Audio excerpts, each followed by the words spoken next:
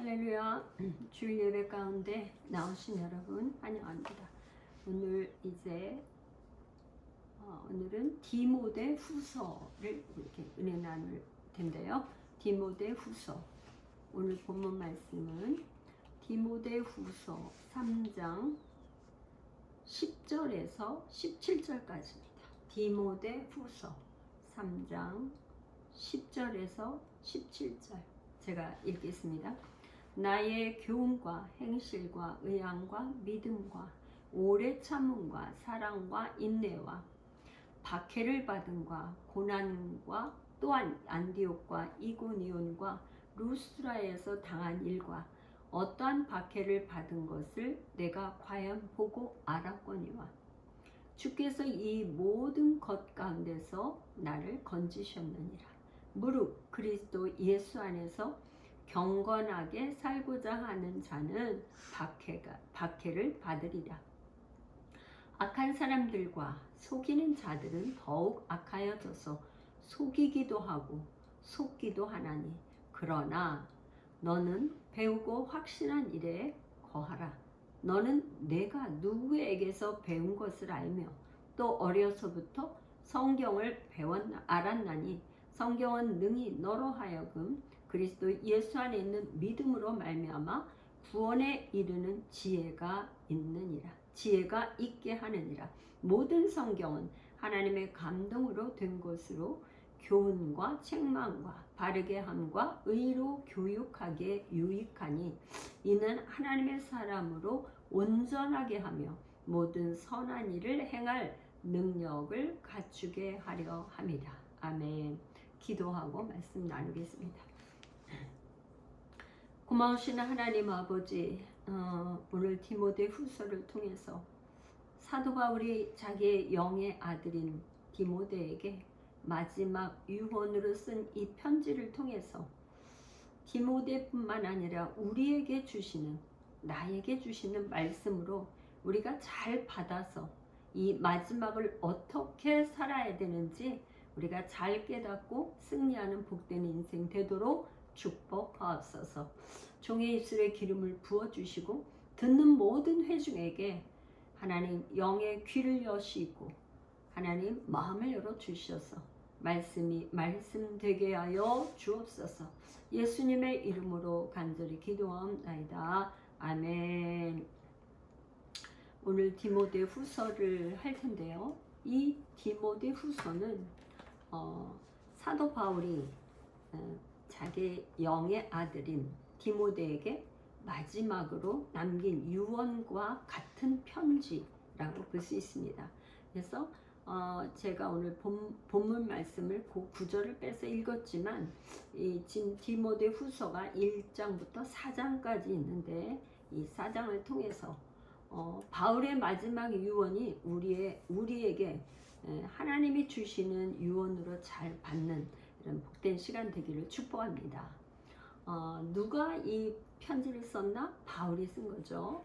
그 다음에 수시는 디모데와 또한 그 에베소 교회의 성도들에게 썼다고 봅니다.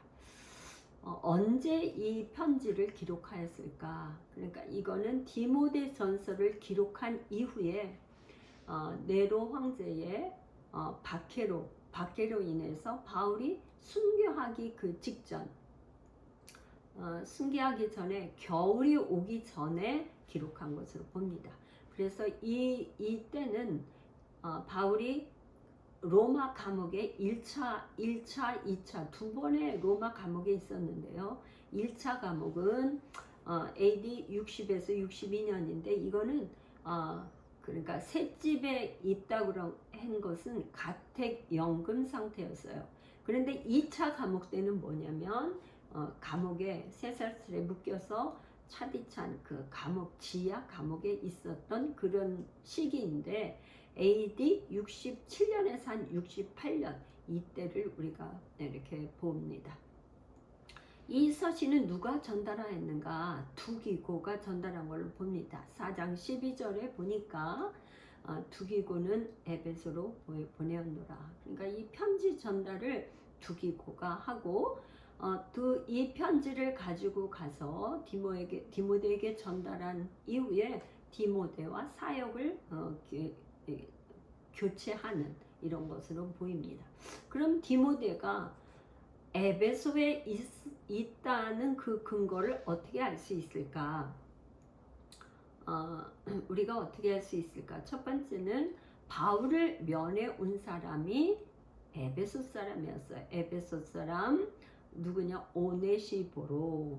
그러니까 1장 16절에서 18절에 보면 제가 한번 1장 디모데후서 1장 16절에서 18절을 보면 원하건대 주께서 오네시보로의 집에 국류를 베푸시옵소서. 그가 나를 자주 격려해주고 내가 사슬에 매인 것을 부끄러워하지 아니하고 로마에 있을 때 나를 부지런히 찾아 만났습니다. 원하건대 주께서 그로 하여금 그날에 주의 국류를 잊게 하여 주옵소서. 또 그가 에베소에서 많이 봉사한 것을 내가 잘 아느니라. 그러니까 에베소 교회에서 특별히 오네시모라는 사람이 로마 감옥에 있는 바울을 면회도 많이 갔고 또 그 정말 교회에서 많이 충성하는 그런 사람이었는데 편지 가운데 이렇게 오네시모로의 집에 국류를 베풀어 달라고 하나님 앞에 기도하는 것을 볼 수 있습니다. 두 번째는 뭐냐면 에베소 교회의 문제의 인물을 이렇게 언급하고 있어요. 특별히 후메네오와 알렉산더, 그 다음에 또 악성 종양 같은 후메네오와 빌레도, 불의 세공업자 알렉산더, 이런 걸 볼 때에 에베소 교회의 문제의 이 인물들로 볼 때에 디모데에게 편지하면서 디모데는 에베소에 있다라고 볼 수 있죠. 또 세 번째는 두기고를 에베소에 보내는 거죠. 에베소 6장 21절에도 보면 진실한 일꾼 두기고가 모든 일을 너에게 알리리라. 에베소서 편지를 할 때 두기고가 너에게 알리게 할 것이다. 네 번째 가장 핵심적인 건 디모데 전서 1장 3절에 내가 마게도니아에 갈 때 너를 권하여 에베소에 머물라 한 것은, 그러니까 지금 사도 바울이 마게도니아로 갈 때 지금 디모데를 에베소에 이렇게 남게 이렇게 한 거죠. 그러니까 에베소에 이제 교회를 세우면서 에베소 교회의 사역자로 디모데에게 맡긴 거예요. 그렇게 한 거니까 디모데는 에베소의 사역자로 지금 있는 거죠. 그러면 이 편지를 썼을 때 역사적인 배경이 어떤 배경을 가지고 있었는가 하면 네로 박해 때를 우리가 볼 수 있어요. 네로 박해는 로마 정부에서 아주 공식적으로 최초로 그 기독교인들을 박해한 사건이 이제 박해가 시작이 되었는데요. AD 한 64년 7월 한 18, 19경 그때에 로마에 큰 화재 사건이 났어요. 그 로마 화재 사건이 났는데 그때 화재가 난 그때에 바람이 불어서 화재를 끌 수 없을 정도로 한 9일 동안 화재가 났는데 로마 그 시의 한 3분의 1 이상이 잿더미가 된 거죠. 그러니까 로마의 시민들은 그 방화범을 네로한테 네로가 이렇게 불을 질렀다고 이런 막 소문이 나돌기 시작했어요. 네로는 굉장히 입장이 곤란한 입장이 되었잖아요.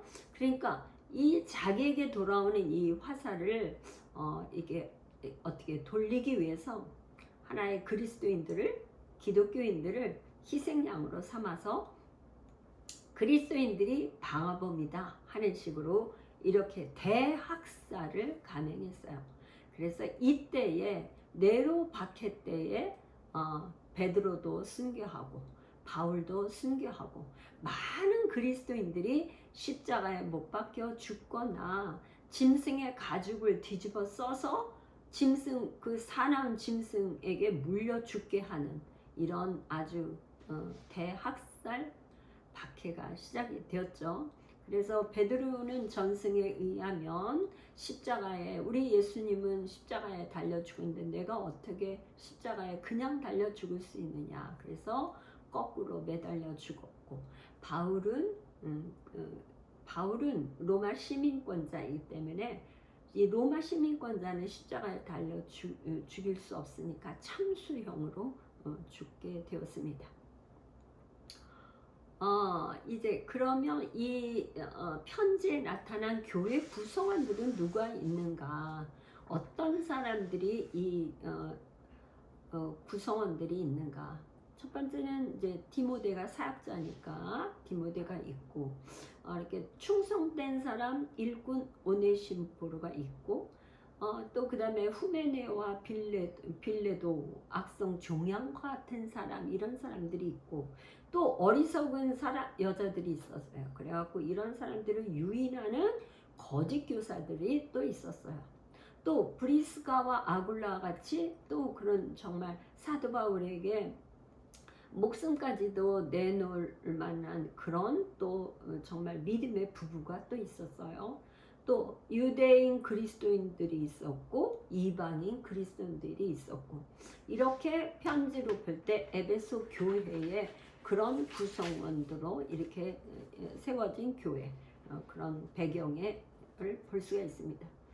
그러면 이 편지를 볼 때에 지금 이 현재 문제가 뭔가, 약점이 뭔가, 지금 사도 바울이 디모데에게 편지한 이 디모데 후서를 통해서 나타나는 문제가 어떤 문제가 있는가? 지금 고난과 핍박이 이렇게 시작이 됐는데, 이 고난과 핍박과 이런 거를 맞서 싸기보다 안전한 길을 선택하는 믿음이 연약한 사람들이 있었다는 거예요. 그래서 뭐냐, 1장 그 15절에 보면 아시아에 있는 모든 사람이 나를 버린 일을 내가 아노니. 그러니까 여기 성경에서 아시아라고 하면은 에베소를 가르치는 것입니다. 그러니까 아시아에 있는 모든 사람이 나를 버렸다. 그러니까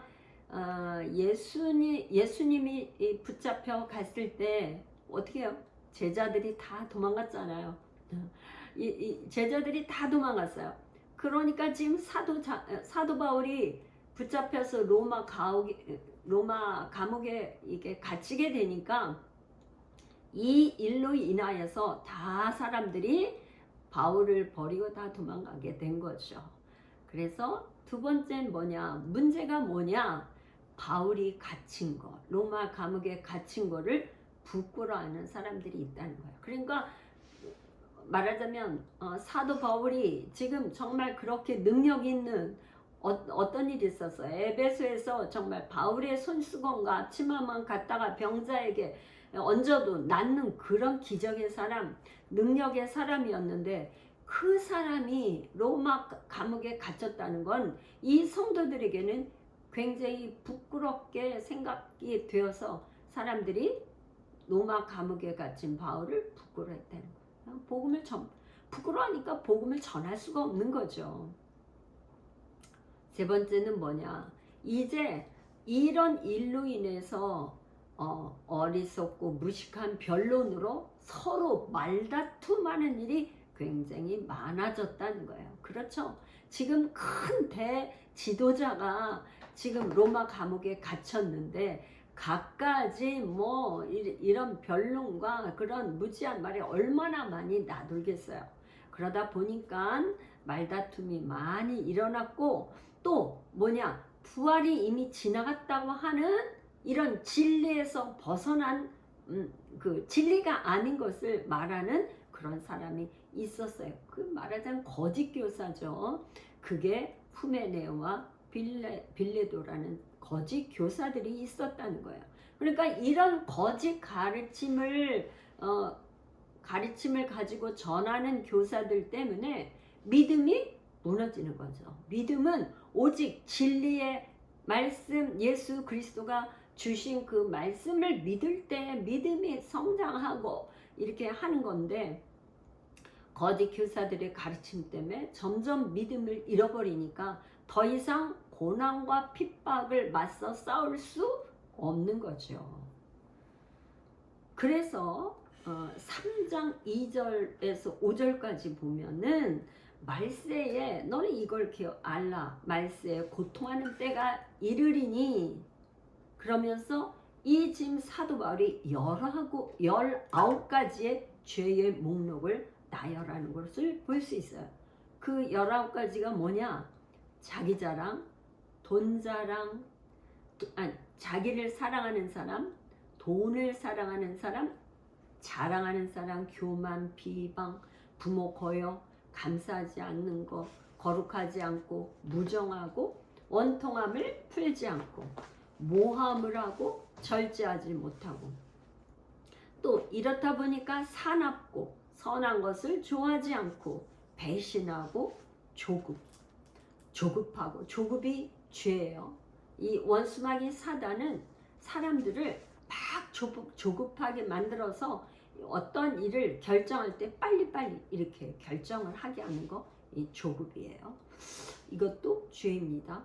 자만, 쾌락사랑, 경건의 모양은 있는데 경건의 능력을 부인하는, 이게 말하자면 바리새인들이죠.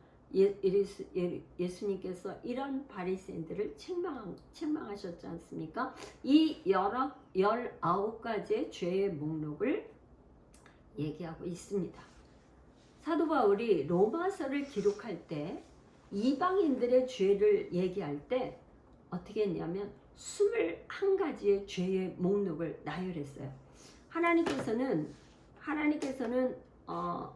죄를 짓는 사람들이 하나님께 나오지 않고 계속 죄를 짓는 사람들이 그 사람들을 내버려 두면 어떻게 되냐? 하나님께서 은혜를 베푸시지 않고 내버려 두면 완전히 죄에 빠지는 거죠. 그래서 그 21가지의 죄의 목록, 그걸 제가 한번 다시 보겠습니다. 로마서 1장 29절부터 곧 모든 불의, 추악, 탐욕, 악의가 가득한 자요, 시기, 살인, 분쟁, 사기, 악독이 가득한 자요, 수근수근하는 자요, 비방하는 자요, 하나님께서 미워하시는 자요, 능욕하는 자요, 교만한 자요, 자랑하는 자요, 악을 도모하는 자요, 부모를 거역하는 자요, 우매한 자요, 배악하는 자요, 무정한 자요, 무자비한 자라. 그들이 이 같은 일을 행하는 자는 사형에 해당한다고 하나님께서 정하심을 알고도 자기들만 행할 뿐 아니라 또한 그런 일을 행하는 자들을 옳다 하느니라. 그러니까 지금 이런 죄를 짓는 거를 자기만 행하는 게 아니라 로마서에도 얘기한 것처럼 이 디모데 후서에서도 뭐냐면 자기들이 행하는 거 옳다고 하는 거짓 교사들이 있다는 것이 이 지금 에베소 교회의 문제가 되는 거죠. 그 다음에 어리석은 여자들을 유인하는 사람들이 있고 진리를 대적하는 자들이 있어요. 그런데 진리를 대적하는 자들을 어떤 예를 들었냐면 구약의 출애굽기 때에 모세를 대적한 얀네와 얀브레를 얘기하고 있어요. 3장 8절에. 그러면 이 얀네와 얀브레는 어떤 사람이었는가? 그러니까 말하자면 모세가 이스라엘 백성들을 출애굽할 때 10가지 재앙, 그런 기적을 베풀었잖아요. 그런데 얀네와 얀브레는 말하자면 구약 성경에는 나오진 않아요. 그런데 이 지금 신약에 와서 바로의 술객이었던 얀네와 얀브레를 이렇게 명시해서 쓰는 것은 그때 당시에 말하자면 사기꾼이고, 이게 바로의 술객으로 자기들도 지팡이를 던지니까 뱀이 되고, 뱀이 된 걸 잡으니까 지팡이 된 그런 술객사니까 그렇게 했던 거예요.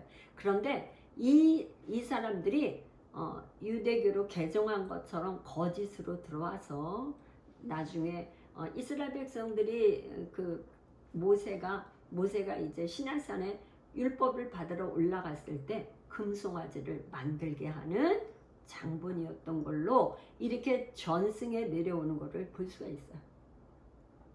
그러니까 말하자면 진리를 대적하는 사람들이 항상 시대나 어떤 때나 있든지 진리를 전한 사람이 있는 반면에 진리를 대적하는 사람이 반드시 있다는 거죠. 그러니까 우리는 무엇을 들어야 되냐? 진리를 대적하는 거짓 교사들의 얘기를 들으면 안 되는 거죠.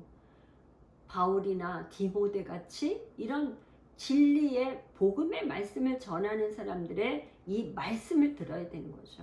오늘날 우리는 이 성경이 완전히 기록돼서 이렇게 책으로 돼 있으니까 이 진리의 말씀을 바로 우리가 알 수 있으니까 얼마나 이게 감사합니까? 시대적으로.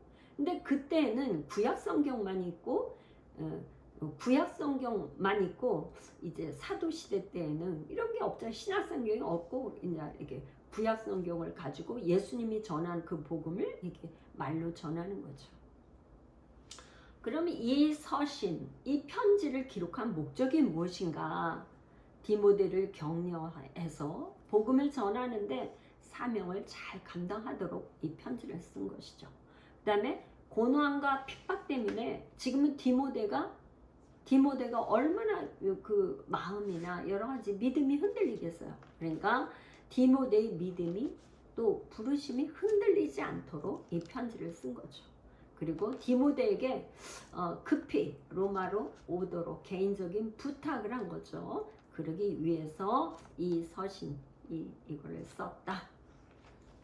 그러면 이제 지금 디모데 후서는 총 4장으로 되어 있는데요. 이제 1장, 2장, 3장, 4장 가운데에 어떤 말씀으로 이렇게 지금 부탁을 하는가? 그래서 제가 그거를 한 가지로 요약을 해보는데 키 포인트는 뭐냐? 지금 바울이 디모데에게 특별히 강조하는 말이 있는데요. 명령형으로 하고 있어요. 복음 1장에 복음과 함께 고난을 받으라. 1장 8절. 2장 3절에 가서도 똑같이 반복해서 얘기해요. 그리스도 예수의 좋은 병사로 나와 함께 고난을 받으라. 지금 사도 바울이 자기의 아들에게, 영의 아들에게 지금 얘기하는 거면요. 복음과 함께 고난을 받으라는 거예요. 그러니까 너 지금 이렇게 핍박이 왔고 그러니까 너희들이 피신해. 너 도망가. 이렇게 얘기하는 게 아니라 사도 바울은 로마 감옥에서 추운 로마 그 감옥 지하에서 자기 아들에게 부탁한 거는 복음과 함께 고난을 받으라고 부탁하고 있어요. 그러면 나와 함께 복음과 함께 이렇게 복음과 함께 고난을 받으라고 한 이 의미가 어떤 의미인가? 그 헬라어로 보니까 함께라는 것은 쉰이에요. 고난을 받으라는 건 카코파테오. 이게 무슨 말이냐면 이 말은 디모데 후서에만 2번 사용하고 다른 데는 나오지 않아요. 복음과 함께 고난을 받으라. 이거는 다시 말하면 복음을 위하여 고난을 받으라. 그런 의미로 우리가 볼 수 있어요. 사도 바울은 지금 고린도전서에도 그랬고 우리가 먹든지 마시든지 살든지 죽든지 오직 하나님의 영광을 위하여 하나님의 영광을 위해서 우리가 살아야 된다고 강조하잖아요. 아들 디모데에게 부탁하는 건 뭐냐? 복음을 위해서 내가 고난을 받고 있는데 너도 고난을 받아. 고난에 참여해. 고난에 동참해. 그런 말을 의미로 지금 이야기하고 있습니다. 그래서 지금 사도 바울은 고난이라는 단어를 4장 동안에 1, 2, 3, 4장 쓰는 가운데 6번을 반복하고 있어요. 고난. 그래서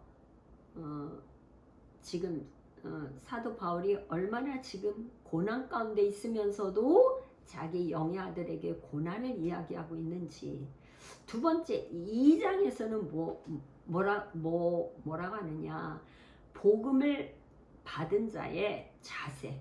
어떻게 살아야 되는가, 어떻게 살아야 되는가를 이야기하고 있어요. 자세. 그러면서 특별히 비유로 얘기하고 있는데요. 2장 20절에서 21절에 보면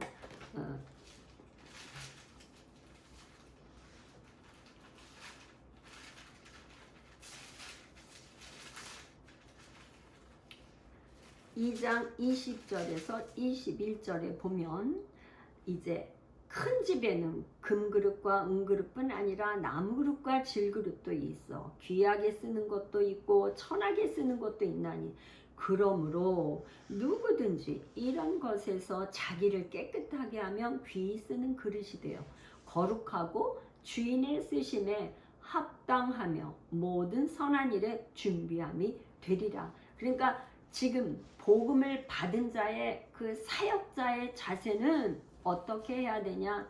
금그릇, 은그릇, 나무그릇, 질그릇 다 여러 종류의 그릇이 있지만 어떻게 해야 되냐? 깨끗한 그릇이 되면 하나님께서 그 사람을 쓰실 수 있다. 그런 얘기를 사역자의 자세는 깨끗한 그릇으로 주님께서 깨끗한 그릇을 쓰신다. 그래서 지금 2장 2절에는 뭐라 그러냐면 지금 부탁, 명령형으로 계속 나오는데요. 부탁하라. 내게 들은 바를 충성된 사람들에게 부탁하라는 거예요. 부탁하라. 3장에 가면 복음으로 사는 사람은 반드시 핍박이 있다. 그런데 복음으로 사는 이 사람은 그럼 어떻게 살아야 되는가? 핍박이 있는데 그럼 핍박이 있으면 어떻게 우리가 그 핍박 가운데 살아야 될까? 그거를 이야기하고 있습니다. 그래서 오늘 그게 바로 제가 오늘 본문으로 택해서 읽었는데요. 지금 3장 10절에 보면 나의 교훈과 행실과 의함과 믿음과 오래 참음과 사랑과 인내와 박해를 받음과 고난과 또한 안디옥과 이고니온과 루스드라에서 당한 일과 어떠한 박해를 받은 것을 내가 보고 알았거니와. 이게 무슨 말이냐면요. 사도 바울이 제1차 전도 여행 때에 당했던 일이에요. 바로 이제 사도행전 14장 19절에 가면 이제 복음을 전하는데 그 사도행전 14장 19절에 가면 어떤 일이 생겼냐. 유대인들이 안디옥과 이고니에서 와서 무리를 충동하여 그들이 돌로 바울을 쳐서 죽은 줄 알고 시내에 끌어내치니라. 그러니까 바울이 복음을 전파하는데 이제 유대인들이 와서 안디옥과 이고니온까지 와서 이제 바울을 돌로 쳐서 죽인 거예요. 죽은 줄 알고 끌어냈는데 거기서 살아난 거예요. 이 일을 보고 사실은 디모데가 여기서 회심을 한 거죠. 그래서 회심을 해서 1차 전도행을 마치고 다시 2차 전도행을 갔을 때에 바울이 이제 디모데를 이제 사역자로 부른 거죠. 그러니까 지금 뭐라냐? 너가 이거 다 보았잖아. 내가 어떻게 고난과 핍박을 받은 걸 네가 알았지? 이 모든 것에서 주께서 이 모든 것 가운데 나를 건지셨느라. 그러면서 12절 무릇 그리스도 예수 안에서 경건하게 살고자 하는 자는 박해를 받으리라. 그러니까 전 복음대로 살지 않고 말씀대로 그야말로 경건하게 살지 않는 사람들은 굳이 박해를 당할 이유가 없어요. 근데 박해를 받는 이유가 경건하게 복음의 말씀대로 살기 때문이죠. 왜 그래요? 그 당시에 로마의 황제만이 주라고 했는데 이 기독교인들은 황제를 주라고 하지 않고 황제 숭배 사상으로 그런 거죠. 근데 기독교인들은 주를 누구라고 고백하는 거예요? 예수 그리스도를 주라고 고백하는 거예요. 그래서 사도 바울이 늘 편지를 쓸 때마다 우리 주 예수 그리스도 이렇게 고백하고 있잖아요. 그러니까 이제 그렇게 예수를 복음을 그분을 왕이요 주라고 하면은 당연히 박해가 있는 거죠. 그럴 수밖에 없잖아요. 그렇게 복음대로 살려면 박해가 있는데 14절 그러나 너는 배우고 확신한 일에 거하라. 그러니까 확신한 일에 거해야 되는데 지금 디모데를 칭찬하는 거죠. 디모데가 어떤 사람이냐? 그 외조모의 로이스와 그 다음에 어머니 유니게로부터 어려서부터 성경을 배운 거예요. 그러니까 성경이 네가 어렸을 때부터 성경을 알았고 배웠는데 뭐라고 하냐면 15절 또 어려서부터 성경을 알았나니 성경은 능히 너로 하여금 그리스도 예수 안에 있는 믿음으로 말미암아 구원에 이르는 지혜가 있게 하느니라. 성경은 구원에 이르는 그 지혜가 있다는 거예요. 그래서 이거를 핸드릭슨이라는 사람이 뭐라고 얘기했냐면 죄인들로 하여금 가장 큰 악에서 해방되게 하고 최고의 선을 소유하는 자가 되게 하는 하나님의 이 놀라운 역사는 구약 성경에서 그리스도 예수를 만나는 것을 배워야 한다. 이렇게 이제 핸드릭슨이 얘기한 거를 사도 바울은 뭐냐? 이제 그리스도 예수 안에 있는 믿음으로 말미암아 구원을 받는다고 이렇게 고백하고 있습니다. 그래서 16절 모든 성경은 하나님의 감동으로 된 것으로 교훈과 책망과 바르게 함과 의로 교육하게 유익하니 17절 이는 하나님의 사람으로 온전하게 하며 모든 선한 일을 행할 능력을 갖추게 하려 함이라. 이 성경을 부지런히 읽고 이 성경이야말로 우리를 구원하는 것뿐만 아니라 사람으로 온전하게 할 뿐만 아니라 능력이 있게 한다는 거죠. 그래서 우리가 성경을 읽어야 되는 이유가 하나님의 말씀이 곧 우리에게 말씀이 능력이 되기 때문이죠. 그런데 기독교인들이 성경을 읽지 않고 성경을 알지 못하면 원수 마귀와 대적해서 싸울 아무런 능력이 없는 거예요. 그래서 에베소서 6장에 보면 사도 바울은 우리가 선한 싸움을 쓸 때는 뭐예요? 이제 싸움을 하는데 그냥 싸움을 쌀 수가 없는 거죠. 구원의 투구를 쓰고 의의 흉배를 붙이고 믿음의 방패 그 다음에 성령의 검을 가지라고 하는데 이 성령의 검은 뭐냐? 말씀인 거죠. 말씀이 있어야 원수 마귀를 향해서 찌를 수가 있는 거죠. 말씀의 칼로 찌르는 거죠. 그래서 사도 바울이 지금 영의 아들에게 부탁하는 거는 너는 배우고 확신한 일에 거하라. 이 거하라는 메노 이 단어는 지금 굉장히 신약성경에 여러 번 많이 나오는 단어인데요. 이게 지금 3장 17절에 나오는 이 거하라는 메노 이거는 꼭 붙잡다. 확고부동하게 머물다. 이런 뜻을 가지고 있어요.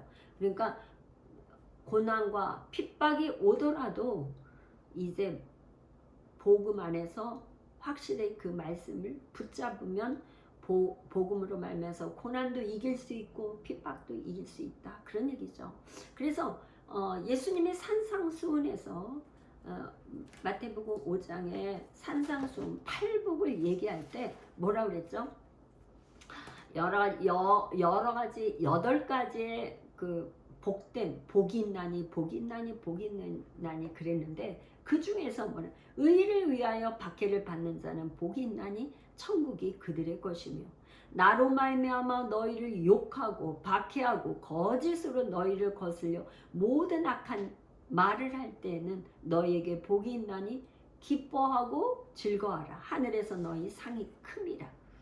하늘에서 상이 얼마나 크냐. 이 땅에서의 고난과 핍박을 받는 거에 감히 비교할 수도 없을 만큼 하늘의 상이 크다는 거예요. 그러니까 사도 바울은 그 상, 의의 면류관 상 받는 거를 생각하고 고난과 핍박을 견딘 거죠. 4장에 가면 뭐라고 얘기하냐면 4장 2절 4장 2절에는 뭐라냐면 너는 말씀을 전파하라. 때를 얻든지 못 얻든지 항상 힘쓰라.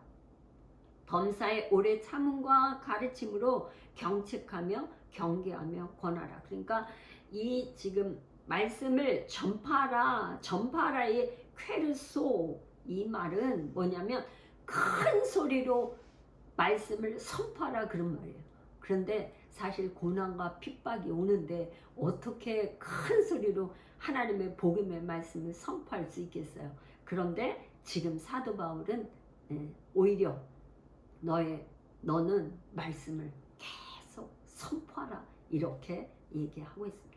때를 얻든지 못 얻든지 우리의 할 일은 복음을 전파하는 것, 선포하는 것, 그것이 우리의 사명인 거죠.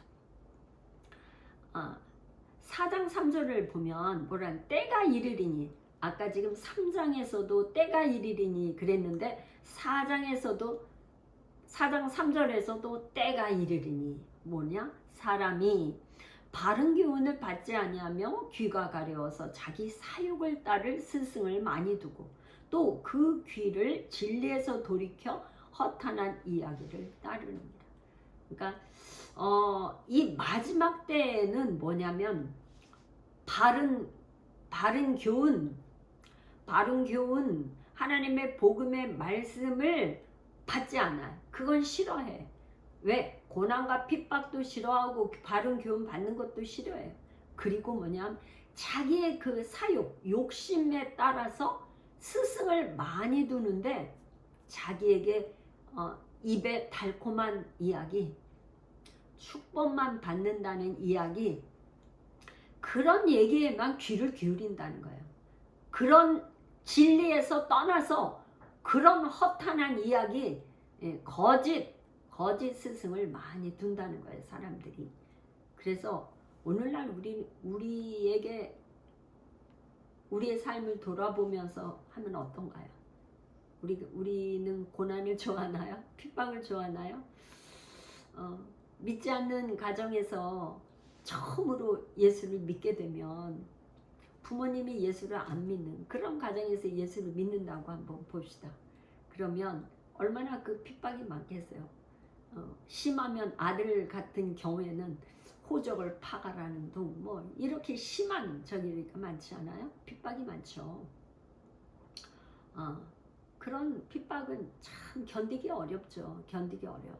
그런데 사람들이 이 마지막 때는 더 이상 핍박받지 않고 편하게 살지 하면서 자기의 욕심대로 주변에 거짓 스승, 거짓 교사들을 많이 둔다는 거예요. 그런데 사도 바울의 그 삶의 고백은 4장 6절에서 8절, 이거는 이제 같이 한번 읽어보면 참 좋겠어요. 제가 먼저 읽겠습니다. 사도 바울의 삶의 이 고백, 4장 6절에서 8절입니다. 전제와 같이 내가 벌써 부어지고 나의 떠날 시각이 가까웠도다. 나는 선한 싸움을 싸우고 나의 달려갈 길을 마치고 믿음을 지켰으니 이제후로는 나를 위하여 의의 면류관이 예비되었으므로 주 곧 의로우신 재판장이 그날에 내게 주실 것이며 내게만 아니라 주의 나타나심을 사모하는 모든 자에게 두니라. 사도 바울이 이렇게 정말 선한 싸움을 싸우고 달려갈 길 그냥 앞만 보고 달려가고 믿음을 지킨 그것은 왜 그렇게 했냐? 하나님께서 바울에게 의의 면류관이 예비된 것을 믿었기 때문이죠. 그런데 사도 바울뿐만 아니라 누구예요?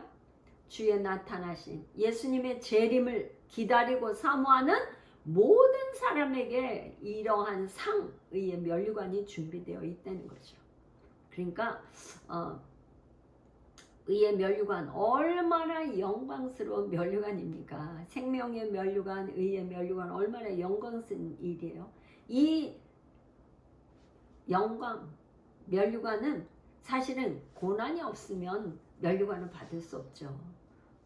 올림픽 경기에서 정말 1등 금메달을 따는 게 쉬운 일이에요. 금메달을 따기 위해서 얼마나 고된 훈련과 그런 정말 합숙 훈련하고 그렇게 합니까? 이 땅에서 우리가 선한 싸움을 싸우는 것은 믿음을 잃지 않고 지켜야 되는 이유가 바로 의의 면류관, 생명의 면류관 때문입니다. 그래서 바울의 이 마지막 상황은 어떤 상황이냐? 아시아, 에베소에 있는 모든 사람들이 다 떠났어요. 대만은 이 세상을 사랑해서 데살로니가로 떠났어요.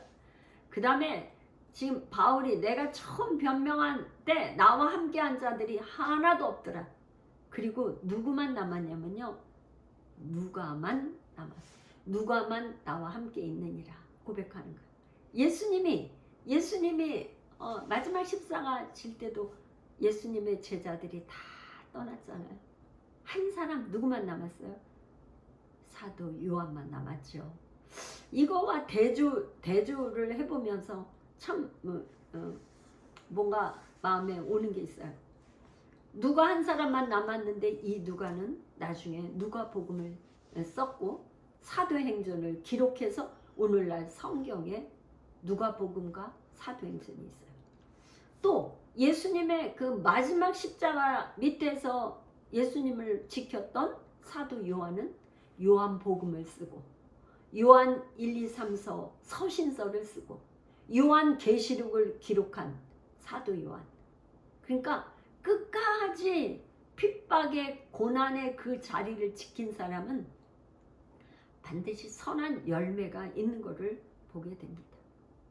그래 사람들은 다 떠났는데 지금 이제 4장 17, 18절에 보면 예수 그리스도께서 사도 바울에게 힘을 주시고 또 예수 그리스도가 사자 입에서 건져주시고 또한 예수님은 모든 악한 일에서 건져주시고 또 천국에 들어가도록 구원하시고 그러니까 사도 바울은 모든 사람들은 다 떠났지만 주께서 내 곁에 계시기 때문에 나는 힘을 잃지 않고 그 천국 바라보며 이렇게 편지를 쓴다는 것을 지금 말하고 있어요. 그러면서 사도 바울의 마지막 부탁이 뭐냐? 내가 올 때 마가를 데리고 오라. 이 마가는 어떤 사람인가요? 이 복음서에 보면은 마가 요한이라고 나오죠. 그러니까 마가는 이제 마가라는 이름, 요한이라는 이름, 요한은 히브리 말이고 마가는 이제 헬라식이죠. 헬라 이름이죠. 그런데 이 마가가 지금 사도행전 13장, 14장, 15장 이렇게 쭉 가다 보면 1차 전도여행 때 바나바와 바울이 같이 전도여행을 떠날 때 바나바의 조카예요. 마가 요한이. 그러니까 요한을 데리고 갔어요. 그런데 이 마가 요한이 밤빌리아에서 이제 더 이상 전도여행을 같이 갈 수 없어서 예루살렘으로 돌아가요. 그러니까 이제 돌아간 이제 마가 요한인데 이 일로 인하여서 이제 제2차 전도여행 때 바나바는 그래도 예루살렘에 돌아간 마가를 불러서 같이 데리고 가고 싶어 하는 거예요. 그런데 바나바는 그렇게 생각하지만 바울은 그걸 거절하죠. 그래서 바나바와 바울이 크게 다투고 이제 갈라서게 되는 그 주 요인 인물이 마가 요한이에요. 그런데 여기 뭐라 그러냐면 내가 올 때 마가를 데리고라. 그는 나에게 유익하니라. 그러니까 이 한 15년이라는 세월이 지난 다음에 바울이 마가를 부르는 거예요. 지금 바울은 어떤 상태죠? 죽음을 눈앞에 두고 있어요. 자기가 이제 곧 죽게 될 거라는 걸 알고 있어요. 알고 있을 때 가장 사랑하는 아들 디모데를 보고 싶어서 빨리 내가 겨울이 오기 전에 빨리 오라고 부탁하고 있고 또 자기가 그 정말 그 전도여행 때 마가로 인해서 바나바와 그렇게 다투었던 그 인물 마가가 보고 싶었던 거죠. 무슨 말을 어떻게 했는지는 모르지만 이제 그 마가를 불러요. 이 마가는 후에 마가복음을 기록하는 마가복음의 저자가 되었죠. 왜 그렇게 됐냐? 이제 마가는 이제 바울을 떠나고 바나바를 떠난 이후에 베드로의 통역관으로서 베드로의 영의 아들로서 이렇게 계속 베드로의 설교를 통역하다 보니까 베드로의 설교를 적게 된 마가복음을 기록하게 된 거예요. 마가복음은 로마의 그 네로 황제 때 그 많은 사람들이 그 불안하고 불안의 초조에 떨고 있을 때 이 복음서를 기록해서 내는 거죠. 그리고 두 번째 부탁, 바울의 부탁은 뭐냐? 드로아 가버의 집에 있는 겉옷. 이제 겨울이 오니까 춥잖아요. 겉옷을 가져오라. 그리고 가죽 종이로 쓴 거, 책, 성경, 구약 성경책이겠죠. 두루마리로 된 가죽 종이로 쓴 그것 책을 가져오라. 이것이 바울의 마지막 부탁이었어요. 이제 이 사도 바울은 이 디모데 후서를 쓰고 이제 형장에 있을 영원히 이제 이 세상에서는 떠나간 마지막 순교자가 되었습니다. 여러분은 이 디모데 후서를 통해서 무엇을 느끼십니까? 우리가 이 땅에서 지금 마지막 때가 이르면 자기에게 좋은 말하는 이런 거짓 교사들, 이런 스승을 많이 두고 뭐 이 19가지의 이런 죄된 모습을 사도 바울이 지적하고 있는데 우리는 과연 어떠합니까? 정말 이런 가운데도 바울과 같이 의의 멸관을 향하여 달려가는 우리의 신앙, 믿음을 지키는 이런 우리 모두, 저와 우리 모두 여러분 성도님들 다 될 수 있기를 축원합니다. 기도하겠습니다. 고마우신 나의 하나님, 감사를 드립니다. 사도 바울의